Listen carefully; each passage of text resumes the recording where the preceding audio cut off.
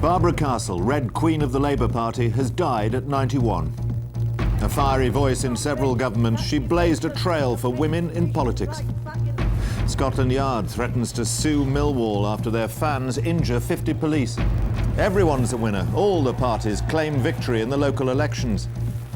And EasyJet's going for go to build Europe's biggest low-cost airline. And in London and the South East, after reckless damage on the streets of Millwall, residents demand compensation. And the FA says plans are on track for a new national stadium at Wembley.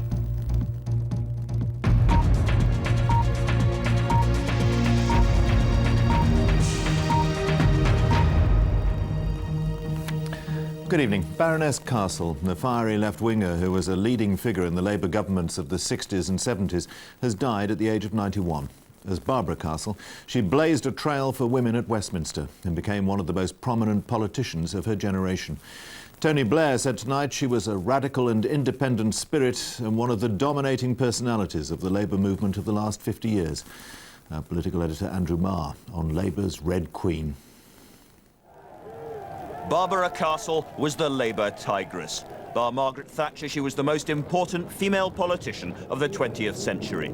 A fighting socialist, for 70 years she never stopped or bit her tongue. Tonight, leading politicians and old friends lined up to pay homage.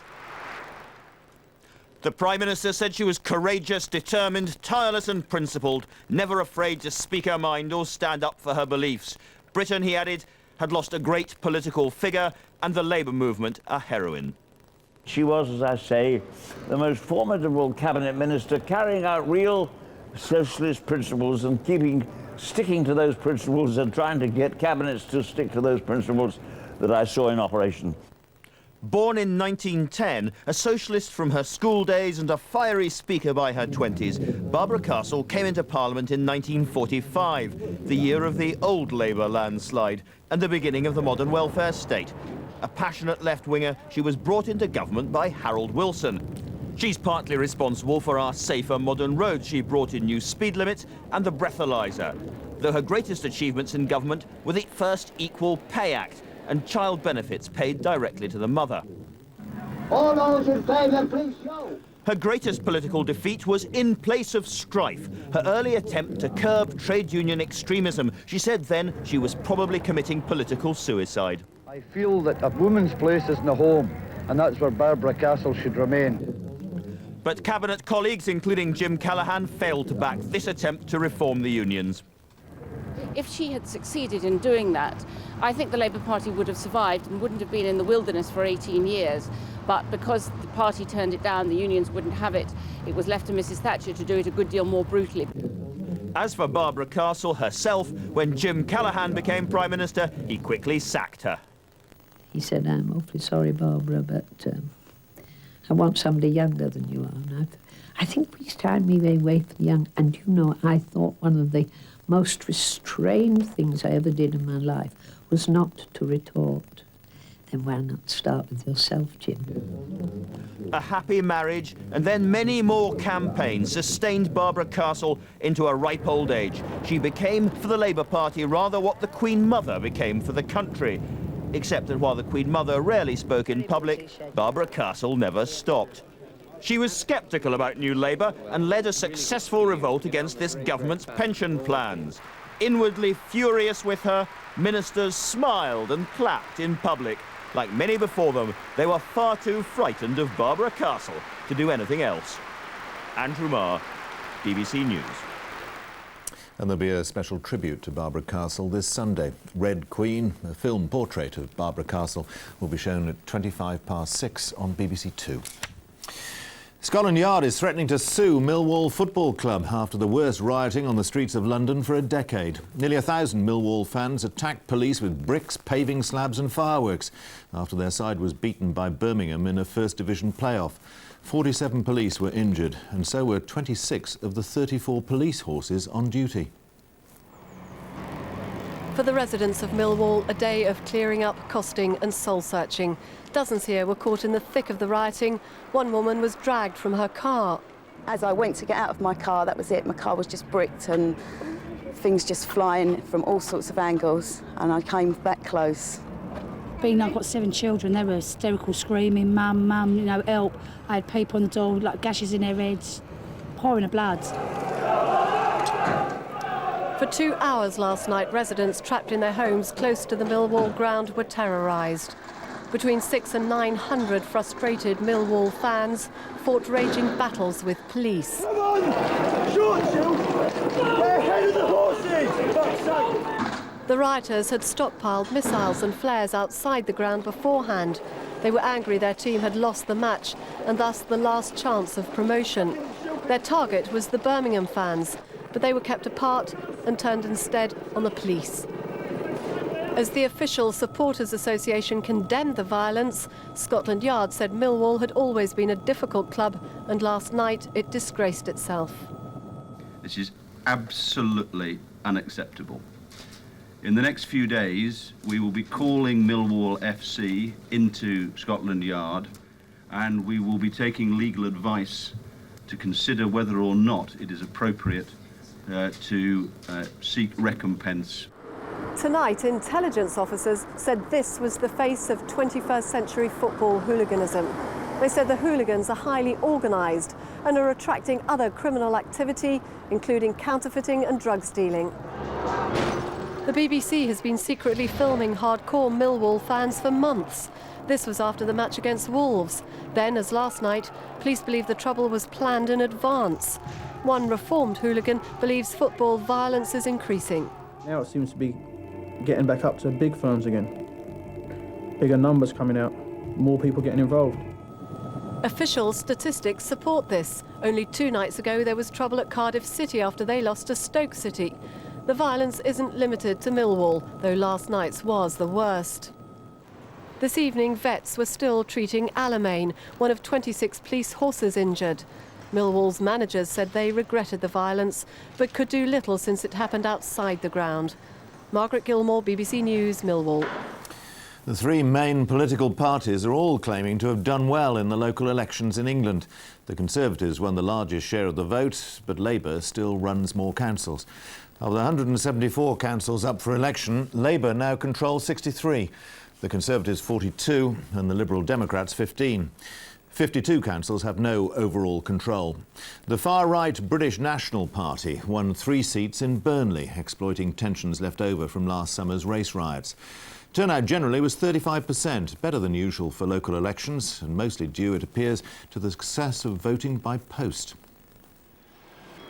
On a day very little changed politically, one thing did. Here, in the sort of place all mainstream politicians love to win votes, the people of Worsthorne, on the outskirts of Burnley, turned their backs on all of them.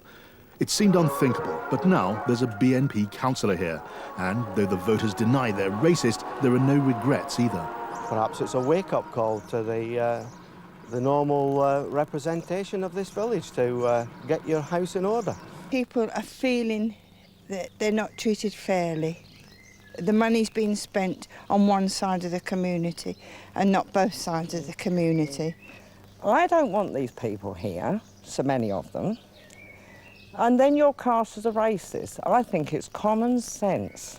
Grogan, Terence, British National Party, 817. Today, the BNP celebrated as if they'd won far more than just 3 seats in a single town. This was no upset on the scale of France, but it's warned the big parties against complacency. The BNP is hoping its hard right message will catch on. People are sick to death of it. They're sick to death of their grannies waiting on hospital trolleys when asylum seekers who've got no right to come here are clogging up our system. Labour's playing down the danger of the BNP, a small player in a very big game. And after all, Labour had performed better than expected against its main opponents. I was concerned the results would be worse. I was concerned we'd do as poorly as we did in May 2000. But in fact, we did very much better, and our political opponents failed to make any advantage out of the situation at all. So, are the Tories any nearer to a winning formula? Their leader's first big test didn't go badly, but he still looks a long way from power, making the most of things. That results like this will build our credibility and show that we can run things, and that's how I will get to Downing Street, not by sudden splurges or sudden excitements, but good, solid performances like we've had last night. Right, are we ready? That wasn't quite the most spectacular bit of the Lib Dem campaign. Like the others, they'd made gains and taken losses. They chose to celebrate the gains. You know, this is a party that's going places. There's no doubt about that. And the Conservative Party is a party that ain't going anywhere. But everyone's claiming a minor triumph, even the BNP. A walking reminder that when the big parties fail to connect with voters, others on the extreme fringe of politics are waiting. John Pienaar, BBC News. The controversial former police chief, Ray Mallon, has been elected mayor of Middlesbrough, while a man who spent most of the campaign dressed as a monkey triumphed in Hartlepool. The North East towns were among 7 authorities that chose their first directly elected mayors yesterday. He's made a virtue of being a political outsider. Ray Mallon was known as Robocop for his zero-tolerance policy on crime. Then he was a detective superintendent in Middlesbrough CID. Today he got a massive vote to run the whole town. And I do hereby declare that the said Raymond Thomas Mallon is duly elected Mayor of Middlesbrough. His acceptance speech was evangelical in style, blunt in content. There are some councillors in this town who are arrogant and who do not think one jot about the public. And I absolutely give you a cast-iron guarantee that every single councillor in this town will do his or her job properly. Ray Mallon's approach has made him enemies. His police career was cut short by a corruption investigation. He eventually admitted a number of disciplinary offences. A tactic, he said, so he could end the episode and run for mayor. So the people of Middlesbrough have turned their back on Labour and gone for a candidate who they believe will improve their community, particularly when it comes to crime. Just a few miles up the road in Hartlepool, Labour also lost out in the mayoral contest there. They voted in a monkey, actually a man who'd campaigned in a monkey suit. Stuart Drummond insists that underneath the fur he's a serious politician. Labour's top brass might be wondering privately if elected mayors are such a good idea. June Kelly, BBC News. The budget airline EasyJet is on the verge of taking over its rival Go. The deal would create Europe's biggest low-cost airline. EasyJet carries nearly 8 million passengers a year on 31 aircraft to 17 cities across Europe, while Go takes almost 3 million people on 24 planes to 23 destinations. Business editor Jeff Randall is at Stansted Airport, Go's headquarters. What does all this, Jeff, tell us about what's happening in the airline industry? Good evening, Michael. I think what it tells us is this, that this sector, the no-frills sector, is where all the business action is. That's where the investors now want to be. By contrast, the old airlines, the traditional airlines, since September the 11th, they've been going backwards, clocking up huge losses. Now their younger fledgling rivals, the likes of EasyJet, Go, Ryanair, they've been really going gangbusters. They've been putting on passenger numbers and profits at the rate of something like 30% to 40% a year. Now, if this deal goes ahead, and I'm told that it's going to happen on Wednesday, I think this will further consolidate the strength of EasyJet and Go. It will enable them to cut costs, improve their service, and be a much more powerful force in the land. Who are the winners and losers in all this, and what about the passengers? Well, as for the passengers, I don't think that they'll suffer too much. It's still a very competitive sector. There are still 4 or 5 other low-cost airlines in the business. The losers, I'm afraid it's pretty obvious, isn't it? It's British Airways. They created Go, they founded the business, they sold it for £100 million a year ago, and today it's being sold for £400 million. Clearly they sold it too soon and for the wrong price. The winners, well, the investors who backed Go have done pretty nicely. But the real jackpot winner is Barbara Cassani, the chief executive of Go. She owns 4% of this business, and if the deal goes through, she's set to collect something like 15 or 16 million pounds, which will make her very popular with the bank manager. Wealthy woman. Jeff, thanks very much indeed. Detectives looking for the missing schoolgirl Amanda Dowler say they think it's unlikely that she was abducted. Amanda, also known as Millie, was last seen near her home in Walton-on-Thames 6 weeks ago. Police went to her school this morning to ask her friends to reveal any secrets that might explain why she disappeared. The Scottish Executive Minister, Wendy Alexander, has resigned from the Cabinet. She was the Minister for Enterprise, Transport and Lifelong Learning. Her friends have denied suggestions she resigned over her heavy workload.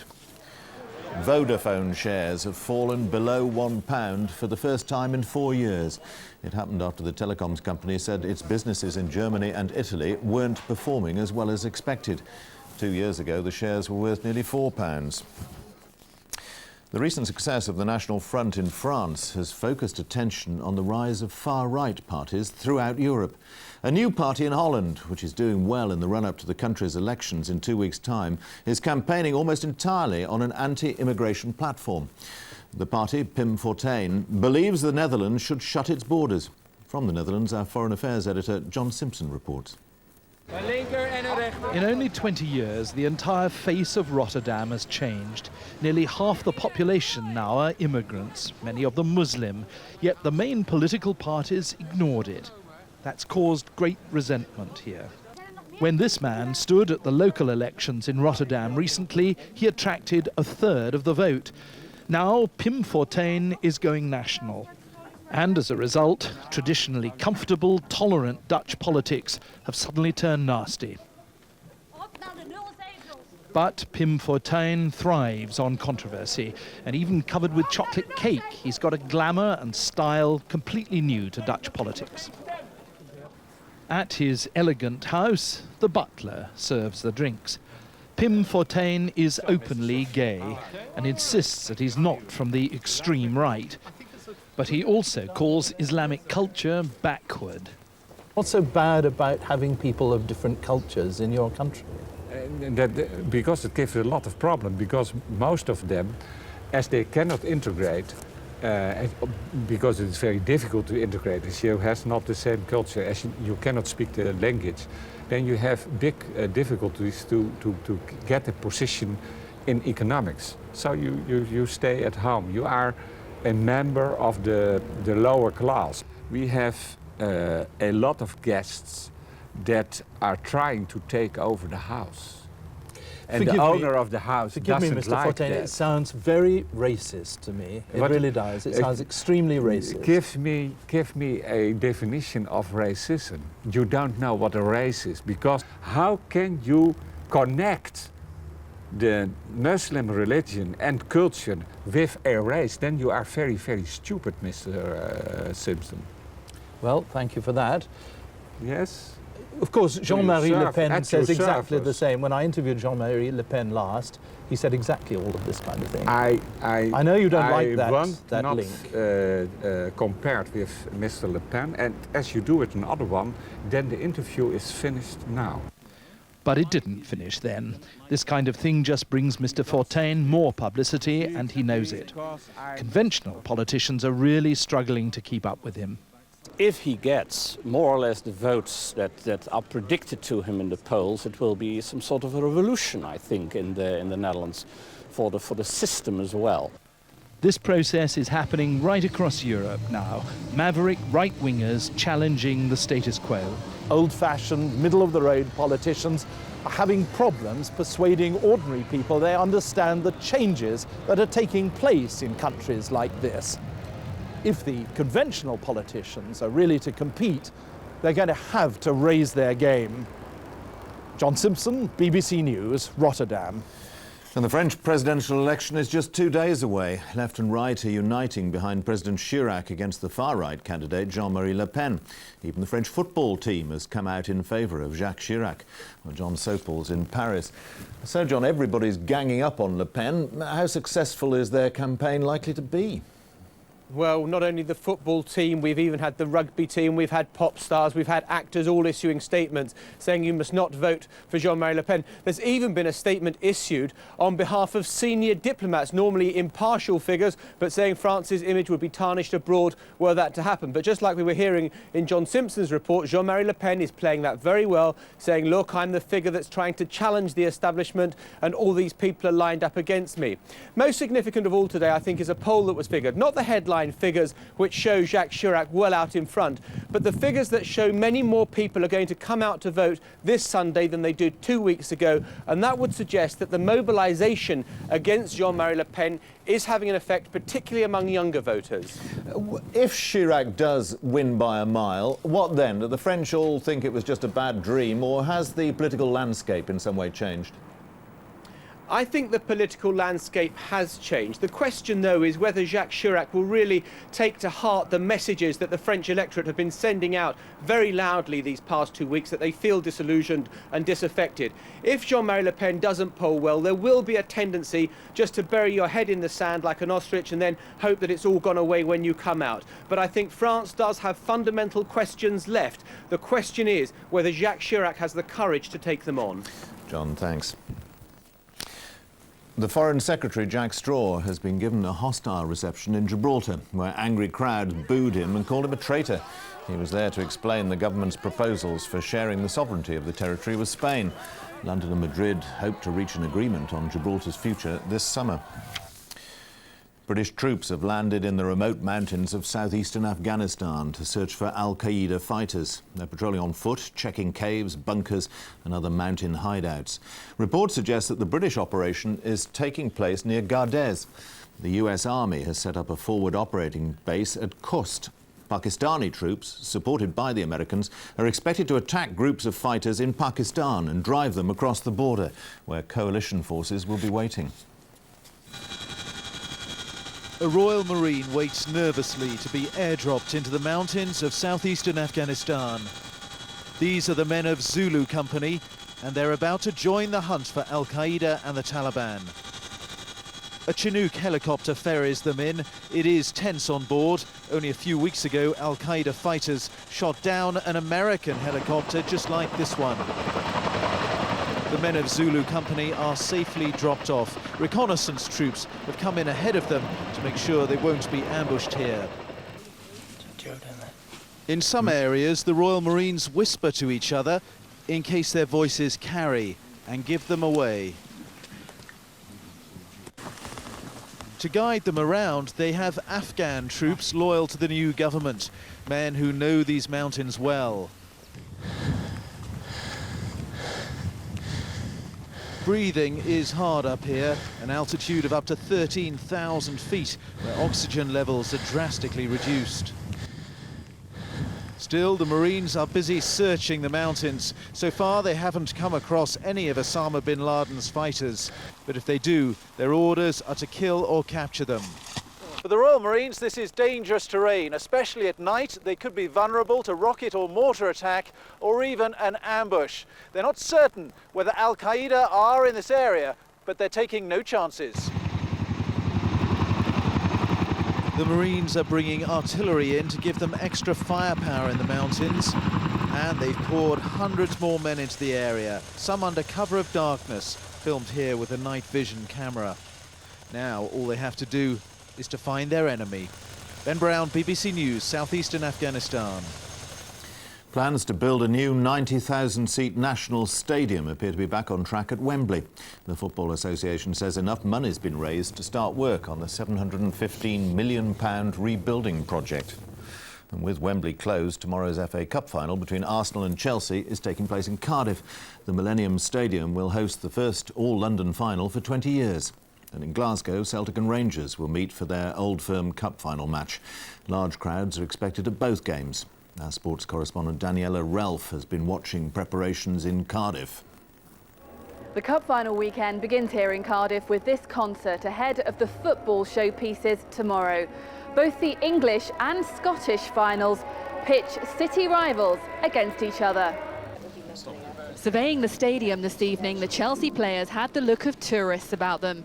They're the underdogs, but hope a former Arsenal player in their ranks can provide insider information. It's a special day for everyone, but for myself as well, because I'm going to play against my old teammates, so it's going to be emotional. Yeah. Petit was a key member of the Arsenal team that won the League and Cup double 4 years ago. And on current form, the North London side are again close to repeating that success. We are mentally prepared. We know how difficult everybody fights against us. And this is just another cup final for us. A substantial number of extra police officers will be on duty this weekend. Traffic may be their biggest problem, with both sets of supporters travelling from London. We are concerned that there would not appear to be so many coaches coming from the London area in comparison to last year, which indicates there's going to be more private vehicles. So again, I would urge people to get up early and to make their way to Cardiff. In Scotland, Celtic are also chasing the double. Their manager, Martin O'Neill, is looking for an entertaining cup final to give Scottish football a lift after a turbulent few weeks. In his way, as ever, are old firm rivals Rangers. They're desperate to make up for a disappointing show in the league this season. Both finals put the best club football has to offer on show. The games promise much, and they should be classics. Daniela Ralph, BBC News, Cardiff. OK, it's 25 past 10. I'll be back a little later with an update on the day's headlines. But now we join our news teams across the UK.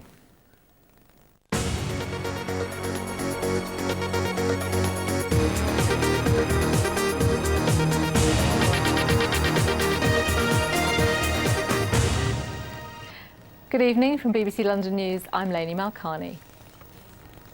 People living near Millwall football ground are counting the cost of damage to their property following last night's violence outside the club. Around 900 fans attacked police with bricks, paving stones and fireworks. 47 officers and 26 horses were injured. Gareth Furby has this report. As many as 17 vehicles damaged in just one street. A street only caught up in the violence because it's within a few hundred yards of a football ground. The question for residents now, who will pay for the damage if it's not covered by insurance? And what can be done to stop this happening again? I think they should keep the gates shut, just close them off and just let them watch it on telly. Do it that way. I don't think they should open the gates no more. I think it's disgusting.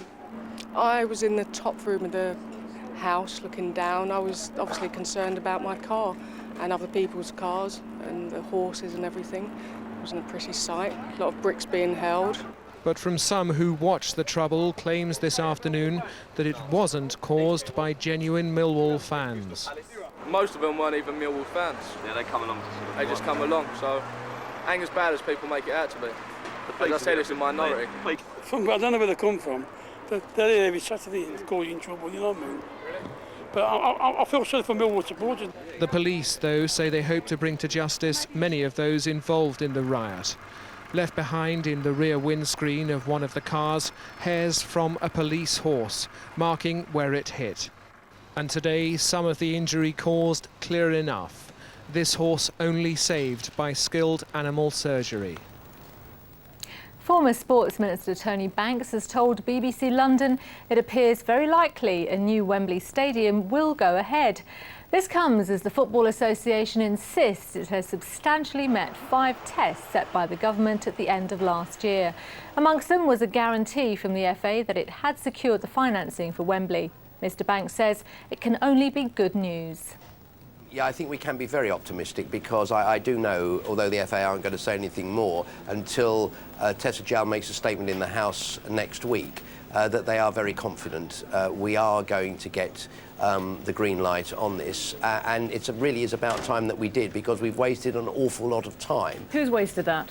Well, I think part of it was due to outside interference in terms of the design. And the government ministers do have to take responsibility. I'm not one of those that says it's all the government's fault, but I do know what we actually had in July 99, and it was one that met all the necessary requirements for a national stadium. We've just gone back to it. This is still an issue, though, isn't it? Because the FA haven't yet confirmed that they have got the full funding from the German bank. No, I mean, obviously, but I mean, the fact that they have made the announcement that they've made, knowing the history of all of this, I mean, they'd have to be out of their minds to actually excite this degree of expectation and then not deliver. Tony Banks there. Now, disciplinary charges are to be brought against a detective superintendent and 2 detective sergeants from the Met who'd investigated the detention and death of Roger Sylvester in January 1999. The officers were from the Met's Complaints Investigation Bureau. The charges relate to alleged neglects that investigations were recommended by Essex Police. The missing girl from Cricklewood, Holly Byrne, has been found safe and well. She's now back with her family. The 12-year-old was in St Albans and police say she was found with a 23-year-old man. He's being questioned at a North London police station. Health campaigners say pregnant women are feeling betrayed and desperate after the controversial closure of maternity services at a hospital in Hertfordshire. The unit at Hemel Hempstead Hospital has been shut down despite protests by 53,000 people, as well as a government review which said it should stay open. Yvonne Hall reports. Mahbub Jaffer's new baby daughter is just a few minutes old. She's been born safely here at Watford Hospital, but she nearly arrived in her dad's car on the motorway. We ended up coming in at rush hour this morning, which was a bit frustrating and a bit of a panic, but we almost got a police escort. It's a nightmare journey many parents fear could become common. Nearly 2,000 more pregnant women every year could have to travel up to 20 miles here to Watford because of the closure of maternity services at Hemel Hempstead Hospital. I've already heard 2 stories of people who may well have lost their babies and one may well have lost her life if the journey to Watford Hospital, which is an extremely difficult journey, very long journey times because of traffic jams and so on. That's very distressing for them, and I honestly feel that anybody in my area who's an expectant mother, quite frankly, should be absolutely appalled at the way in which this whole business has been treated. NHS managers say the closure's essential because staff shortages were putting mothers and babies' lives at risk. We concluded that a temporary closure of facilities at the Hemel site was the best step forward in relation to risk and quality to women having babies and gynaecology surgery. A smaller, low-risk birthing unit will be opened at Hemel, but protesters say the government should urgently spend some of the billions of pounds promised to the NHS in the budget to keep the town's full maternity services open. Yvonne Hall, BBC London News, Hertfordshire. Now, don't forget, Tom Watt will be live at the Millennium Stadium in Cardiff with full exclusive FM commentary on all London FA Cup final. That's 2 till 6 tomorrow, and of course you can keep up to date on our usual website address. That's it. We'll be back tomorrow afternoon with all the main stories in London and the South East. But now, of course, it's back to Michael Buerk.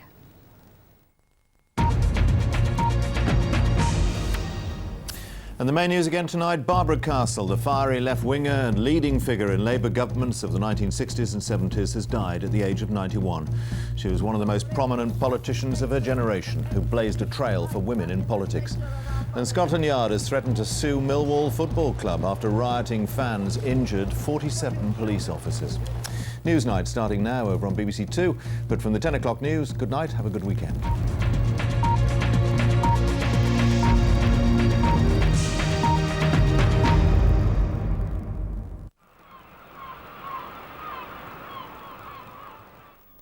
Hello, good evening. After all the heavy downpours we've had recently, the bank holiday weekend is looking a lot drier and more settled.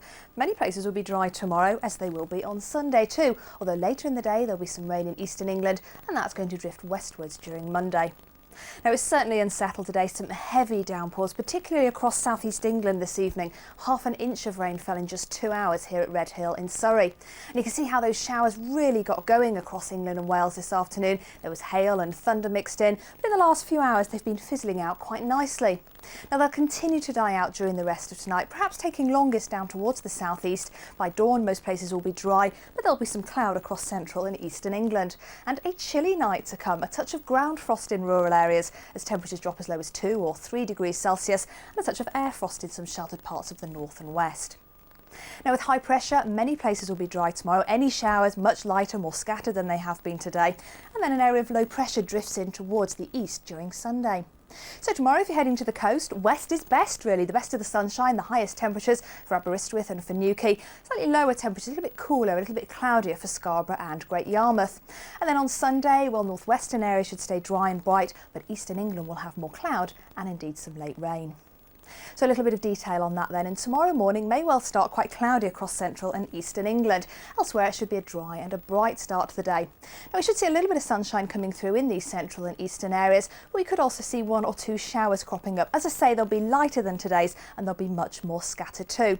But I'd say there's about a 20% chance of catching a shower for the FA Cup final in Cardiff. It's going to be quite warm, a temperature of 15 degrees Celsius, and it's not looking too bad either for the Scottish FA Cup final. Glasgow looking dry dry, bright, temperature of 13 degrees, perhaps a 10% risk of a shower. And the temperatures towards the west won't be too bad. 13 to 15 degrees shouldn't feel bad at all in a light breeze and some sunshine, but it'll feel cooler in that wind towards North Sea coasts as a temperature of 9 to 12. And on Sunday, many places will again be dry and fine, perhaps just a risk of a chance of a shower down towards the west, and then later on thicker cloud will bring outbreaks of rain in towards parts of East Anglia and Kent. Then on Monday it looks like that will drift towards the west. There'll be quite a lot of cloud moving in behind it. Still the brightest weather towards the northwest. Whatever you're doing, have a good evening.